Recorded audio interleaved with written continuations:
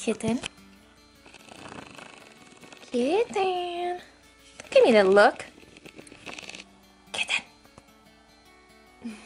What's up, YouTube? Remember that one time when I promised 2 videos a week for you guys and it's been 2 weeks since I posted a video at all? I remember. Let's just get past the fact that I'm a dirty, lying scoundrel and proceed with this video. But really, it's been a very weird couple of weeks and I will be explaining more about what's been going on potentially in a future video. Like, I will eventually explain, but for right now things are kind of under wraps a little bit, so. But yes, I wanted to vlog today. Right now it is early in the morning and I'm in bed with my devotional stuff. And that's another thing that I've been asked about a lot. And if you are not like a Christian, this may be like not information that you care about at all. That's okay. It'll be over shortly. But what I have been using lately or doing lately for my devotional, well, first of all, I talked a few weeks ago about wanting to like amp up certain things in my life, like become more dedicated to certain things, put in better effort in my relationship with God, in my fitness routines and diet and stuff like that, in my work, in my business. And this is, I think this is like the 4th or 5th week that I've been doing that, and a lot of it is still going really, really well. Some of them kind of like slacking a little bit, such as 2 YouTube videos a week anyway. But I've made it a priority to spend at least 45 minutes with God every day in the last like 5 weeks, and holy moly has it been a game changer. Even if you're not a person who like is a Christian or like values spending time with the Lord for whatever reason, having this time every morning where I don't have my phone with me, I don't check my phone, I don't go on social media, like I wake up and I immediately just kind of like immerse myself in this without hearing from other people, without looking at what other people are doing or saying or whatever, has been extremely like peace invoking. And I know, as somebody whose job is to kind of be a people pleaser, and that might sound kind of silly, I'm a people pleaser by nature and I can admit that, but my job is to create content on social media that people like and helps people. And also my job as a coach is to help my clients, make them happy, etc.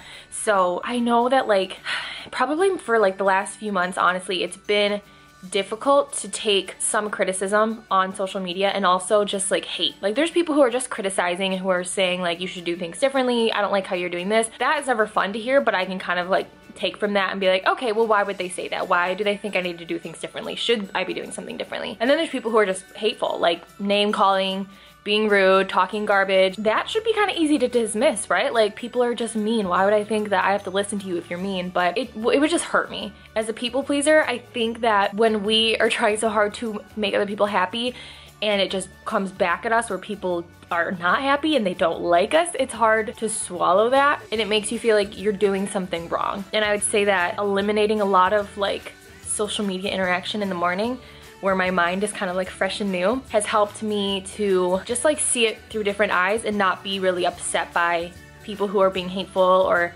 saying rude things to me, simply because I've kind of like grounded myself. Like, I wake up, I state my intentions for the day, I spend time with God, I remind myself of what I'm doing and why I'm doing what I'm doing, and it just kind of makes me really grounded. And so that when I do open social media, if there is somebody being hateful or anything like that, it just doesn't bother me, because it's like, well, I know what I'm doing and I believe in what I'm doing and I know I'm a good trainer and I like myself, so if other people don't like me, that's okay. And I don't know why like spending time with God and like starting my day that way has been so helpful in transforming how I view like criticism and how I take hate from people, but it just has. And again, just from spending time with the Lord, the more you do that, the more that you know God and you know His heart and you see that He loves you so much and loves you unconditionally, and it just brings peace. It's like, it's okay if other people don't like me, it's okay if people like literally hate me, because who cares? Like, I don't know, that was a long speech. I guess it's just, I don't really like to talk about haters, because I feel like people who talk about haters a lot are like giving the haters more fuel to like add to the fire. But I have gotten people who ask like, hey, like, how do you deal with that? And it's tough, but you do what you gotta do to know who you are and know and believe in what you're doing. And if you do truly believe in what you're doing, then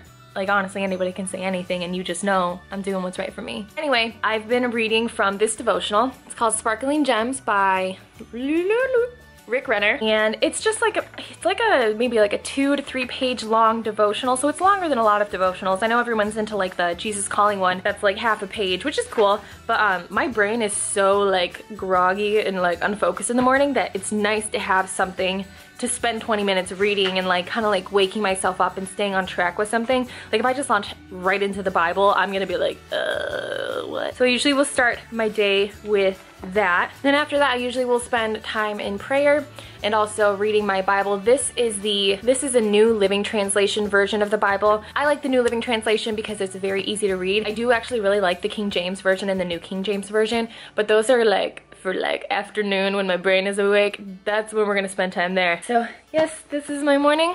I usually have my big old cup of coffee with me, a gigantic cup of coffee, and often my kitten is with me, as she is right now. Kitten! She doesn't care about the Lord. Hi, babies. Say hi to YouTube. They miss you. Do you guys miss Kitten? And her mustache? Her mustache. Kitten. Alright, one last thing I'm going to share about my morning devotional time and why I really like it is because I've talked before about how I struggle with anxiety. It's very come and go. It will come hard for like a week or 2 weeks and then it'll just be gone for like 6 months, where stuff that would normally trigger my anxiety just won't, and I'll be like a normal human, and it's awesome. And so this year, I feel like I've had more anxiety-ish than perhaps a normal year. And I think it's just because I've got a lot more stuff going on and I'm taking a lot more risks. I think the root of anxiety is just feeling out of control of something in your life. Feeling out of control of your health, feeling out of control of what could happen to you, feeling out of control of your finances. And so I don't like that. I don't like feeling out of control. In addition to being a people pleaser, I'm also a control freak. Fun times being Lynette. But spending time with God reminds me that there is somebody in control. Like, my life is not just a random bunch of events happening to me that no one has any control over, and remembering like that the person who is in control is somebody who loves me and cares about me can like help me get some peace again, and just like settles my mind to be like in a good place, to be like, okay, like I don't have control over all of the events of my life, but God does, and He loves me, and that's all I need to know. So yes, okay, I'm gonna start work now. Let's see, what other fun life updates can I give you about my life? Y'all know I love Lifetime movies. Bought myself a subscription to the Lifetime Movie Network Club. I have access to so many Lifetime movies, which is awesome. Let's see what else. Oh, this happened to my cell phone. Wait, it gets better. Yeah, so that's cool. Some professional advice regarding iPhones: do not throw them. Don't.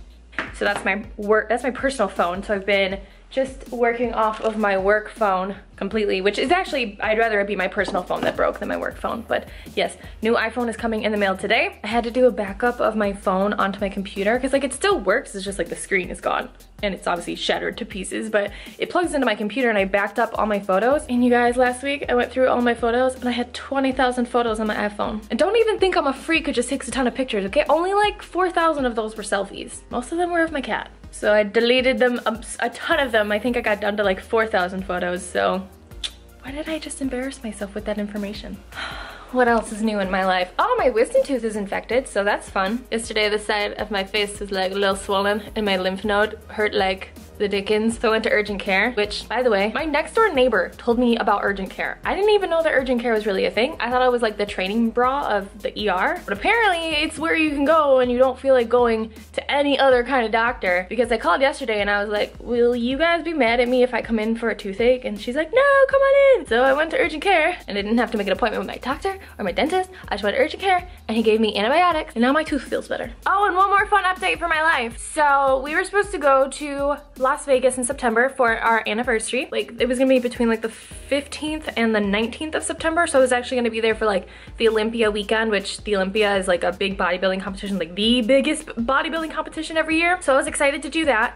But actually some things have changed in our lives, which I will talk about in the future. I'm not pregnant. I just feel like I need to put that out there. I'm not pregnant. So we had to reschedule our trip for next week. So we leave 6 days from today on Sunday, and we were gonna go to Vegas for my birthday instead. My birthday is on the 16th. You guys, I'll be 25. I feel like a woman officially. Feels good. But yeah, so we're going to Vegas on Sunday, which is crazy because it's like a whole month sooner than we anticipated. And also, we're gonna see Britney Spears while we're in town. Are you jealous of me? I'm jealous of myself. I'm jealous of my future self. So that's my life in a nutshell. That's what's been happening. Shattered phones and tooth infections and Britney.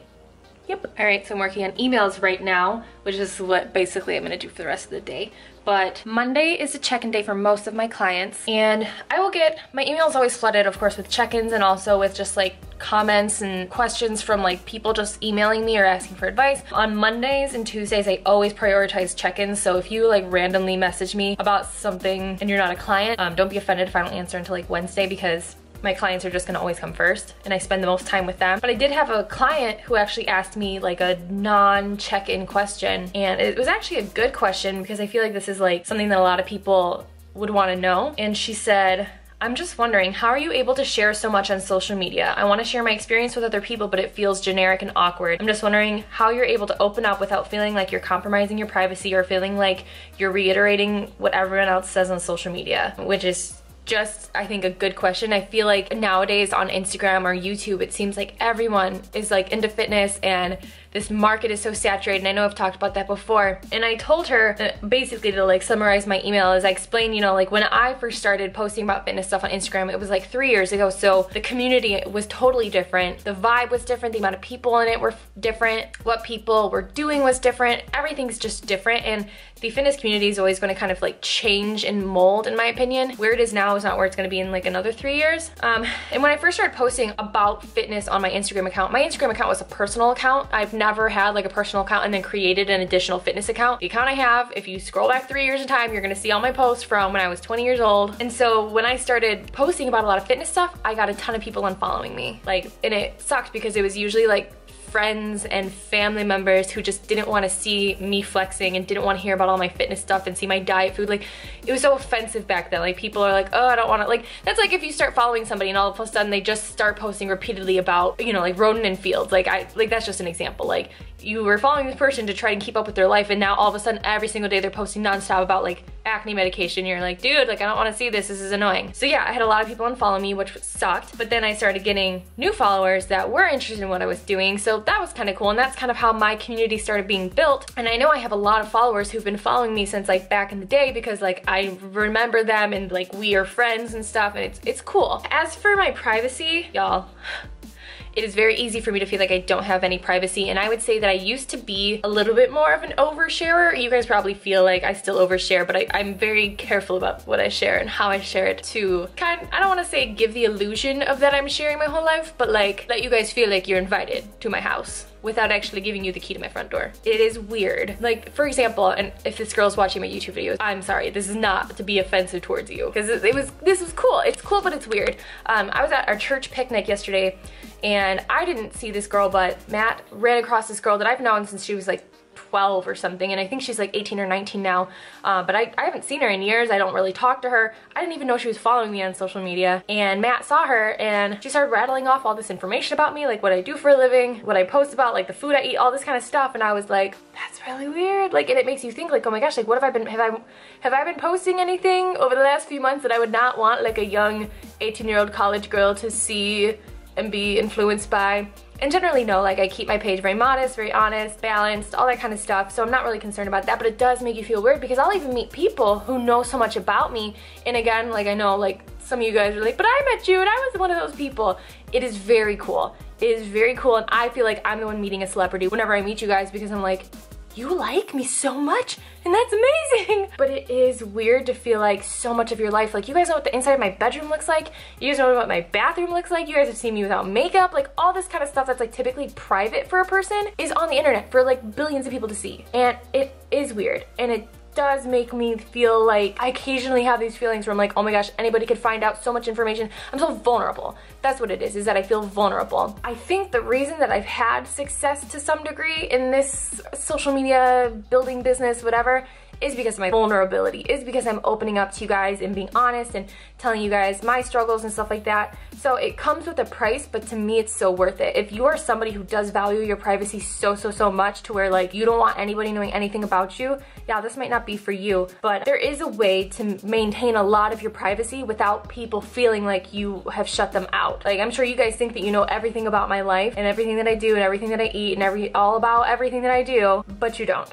I share, you know, 15 minutes at a time of my life on YouTube, and 7 to 10 posts per week on Instagram about things that may leave you thinking that my life is one thing when it's really totally different. And there's so much going on in my life that I don't share on YouTube or Instagram, just to protect my privacy, protect myself, and go through some things privately that I don't feel like needs to be said to other people. So yeah, that was just an email that I got that I thought was kind of cool, and I don't even know if anything I said was helpful, but I guess it's something to consider. But also, if you are someone who is wanting to start a YouTube channel or start like a fitness Instagram, like, do it. Like I said, what's going on right now in fitness is going to be different than what's going on in a year from now or 3 years from now. And you will be, if you can be a person that molds and changes with the times and keeps up with what is popular, keeps up with what is gonna actually help people, like, you totally have a place in this industry. Don't let yourself feel like because you're not Amanda Bucci already that you're nobody, or that because you're starting your fitness account tomorrow that you're never gonna do anything with it. Like,